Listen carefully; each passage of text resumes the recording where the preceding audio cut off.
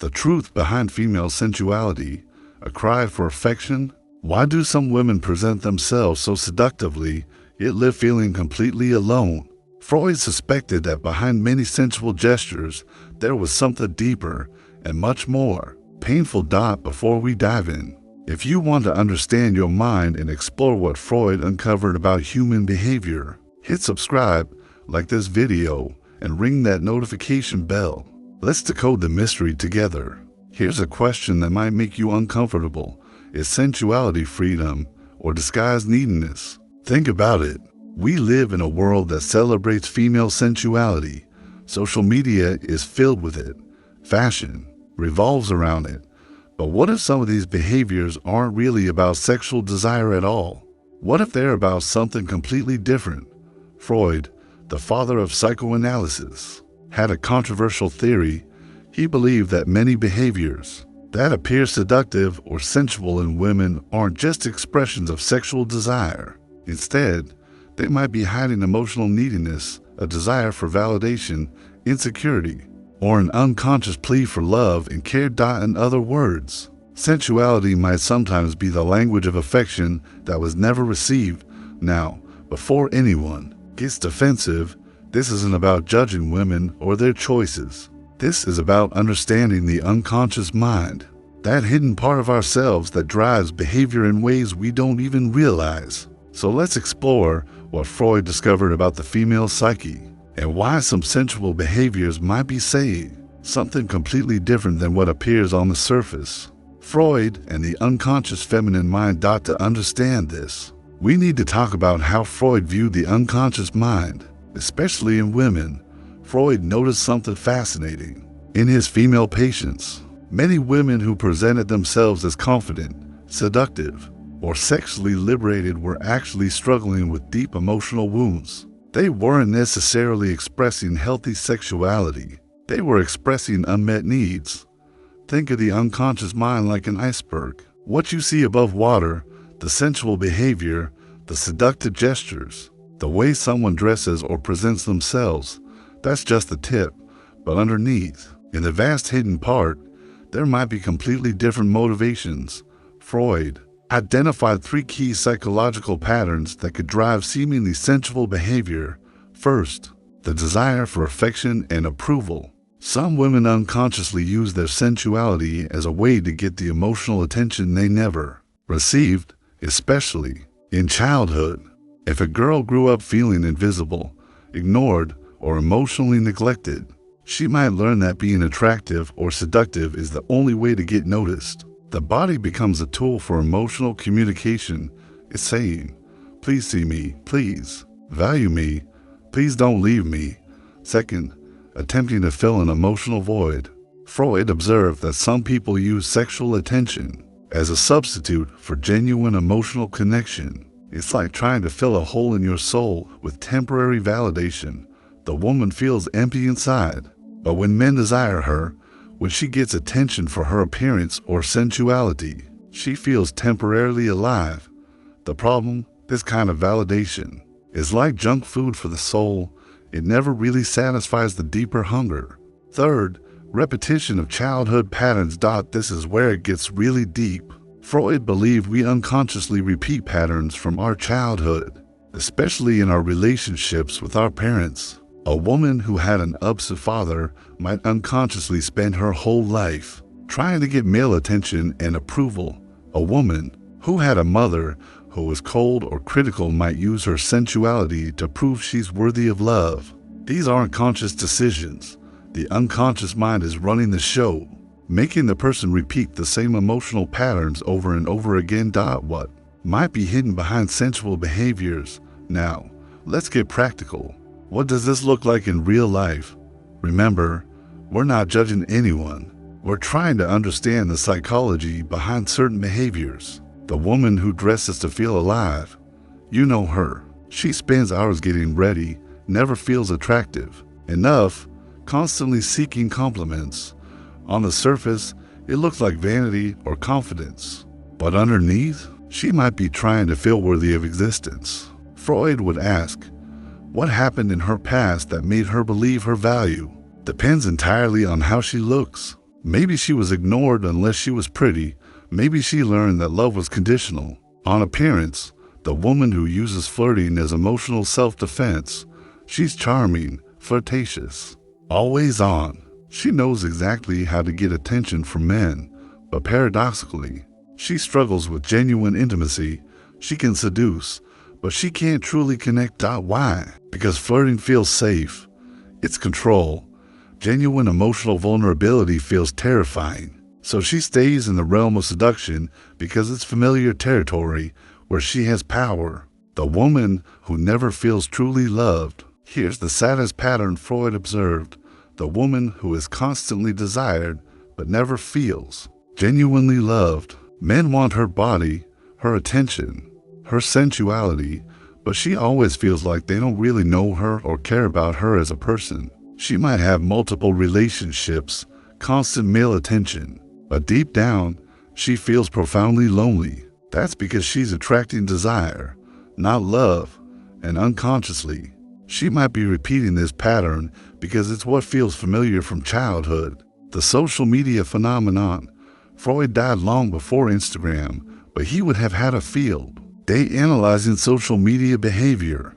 Think about the woman who posts provocative photos and feels validated by likes and comments from strangers.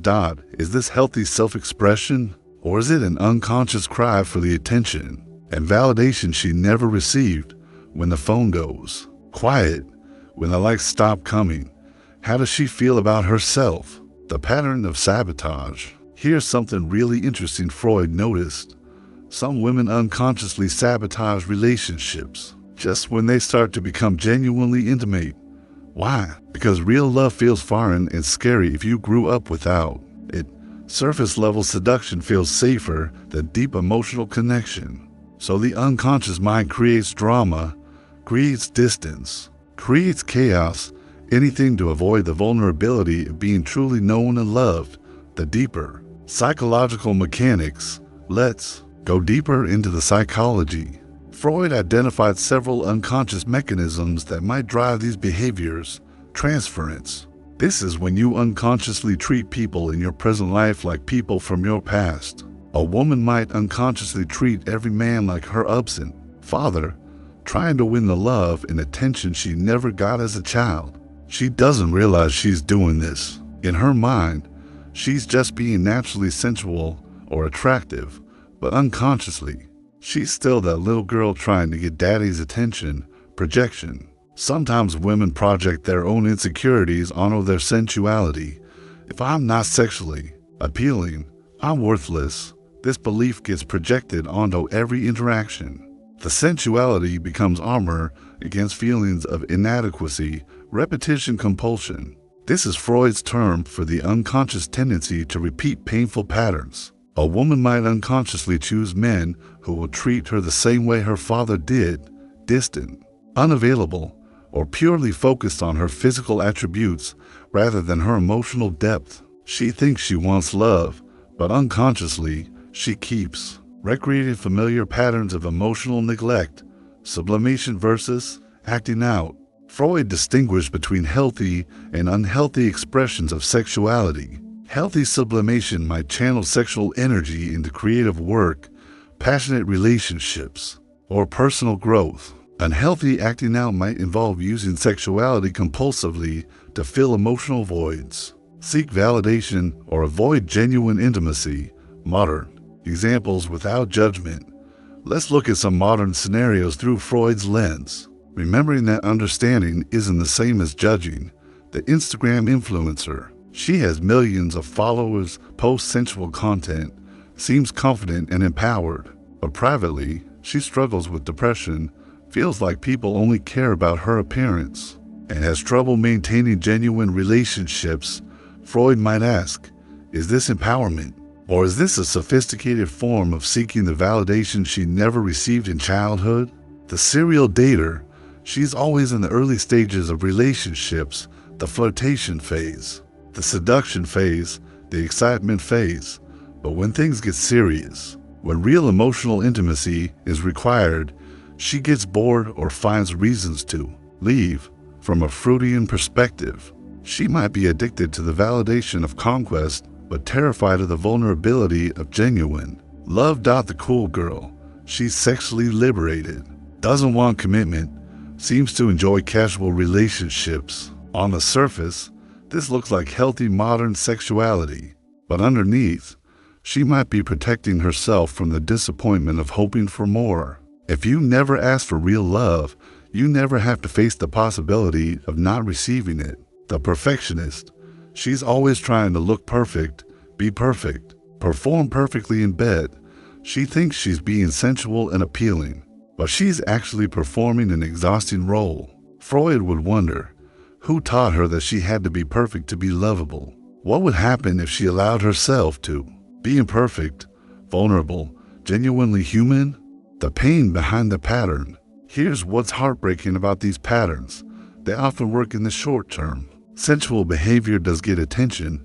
It does provide temporary validation. It does give a sense of power and control, but it doesn't provide what the unconscious mind is really seeking: genuine love, authentic connection, and a sense of being valued for who you are, not just how you look or what you can provide sexually. Freud observed that many of his female patients were caught in this painful cycle. They felt unloved or unseen in childhood. They learned that sensuality, attractiveness got them attention. They developed their identity around being desirable. They attracted people who wanted them for superficial reasons. They felt lonely and unfulfilled in relationships. They increased their sensual behavior to get more attention. The cycle continued.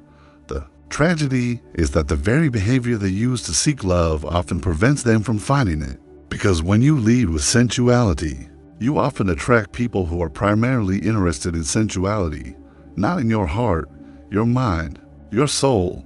Freud's solution, the path to freedom. So what did Freud propose as a solution? How can someone break free from these unconscious patterns? Self-awareness is the first step. Freud believed that you can't change what you don't understand. The first step is becoming conscious of unconscious patterns. Ask yourself, why do I dress the way I do? What am I hoping to get from male attention? How do I feel when I don't get the response I'm seeking? What did I learn about love and attention in my childhood? Am I expressing my authentic sexuality? Or am I performing a role? Understanding your history. Freud emphasized the importance of understanding your past, not to blame your parents or wallow in victimhood, but to understand how your early experiences shaped your unconscious beliefs about love, attention, and self-worth. Maybe you learned that love was conditional. Maybe you learned that your value depended on pleasing others. Maybe you learned that being attractive was the only way to be seen. Understanding these patterns is the first step to changing them, developing genuine self-worth. The goal isn't to stop being sensual or attractive. The goal is to develop a sense of self-worth that doesn't depend entirely on external validation. Freud believed that real healing comes from learning to love yourself, independently of others' responses to you.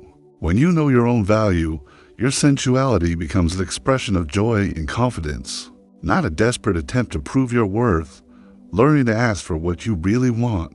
One of Freud's key insights was that people often ask for what they think they can get, not what they actually need.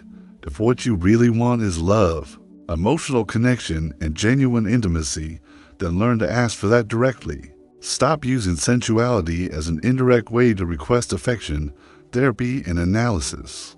Freud obviously believed in the power of psychoanalysis. Talking to a therapist can help you understand your unconscious patterns, work through childhood wounds, and develop healthier ways of relating to yourself and others. The deeper question. This brings us to a deeper question that Freud often posed. What is authentic sexuality? Is it the Instagram model with millions of followers? Is it the woman who sleeps with different men every weekend? Is it the woman who dresses provocatively to feel confident? Freud would say, it depends. Are these behaviors coming from a place of genuine self-expression and joy, or are they coming from unconscious neediness, insecurity, and unmet childhood needs? Authentic sexuality, according to Freud, comes from knowing yourself deeply, having a secure sense of self-worth, being able to be vulnerable in intimate relationships, expressing your sensuality as a gift, not as a transaction, choosing partners who value all of you, not just your physical attributes. The key question isn't, am I being sensual? The key question is, am I being authentic? The liberation. Here's the liberating truth that Freud discovered. When you understand your unconscious motivations, you gain the power to choose. You might decide to continue dressing the same way, posting the same content, or behaving the same way. But now you're doing it from a place of conscious choice rather than unconscious compulsion. Or you might decide to experiment with different ways of being. What would it feel like to go on a date without trying to be seductive? What would it feel like to post a photo where you look normal, happy, and human rather than perfect and sexy? What would it feel like to be loved for your thoughts, your humor, your kindness, your intelligence? Not just your appearance. The goal isn't to shame anyone for their sensuality. The goal is to free people from unconscious patterns that prevent them from getting what they really want: genuine love and connection. So let me ask you the question that Freud would ask. Is what we call sensuality sometimes the body screaming what the mouth doesn't know how to say? When affection is denied, the body speaks, and often it speaks in the language of seduction. But what if there was another language? What if there was a way to ask for love directly? What if there was a way to express your sexuality that came from fullness rather than emptiness? What if you could be sensual and secure, attractive and authentic, desired and genuinely loved? Freud believed this was possible, but it requires the courage to look honestly at your unconscious motivations and the willingness to heal the wounds that drive them down. So what do you think? Does this resonate with you? Have you ever noticed these patterns in yourself or others? Remember, understanding isn't the same as judging. We're all trying to get our needs met in the best way we know how. The question is, are we getting what we really need? Or are we getting a substitute? Share your thoughts in the comments. I read every single one. And if this video helped you understand something about yourself or someone you care about, please share it with others who might benefit. What Freudian topic should I explore next? Let me know in the comments below. Until next time, keep exploring the mysteries of your own mind. The truth might be uncomfortable, but it's also the path to freedom.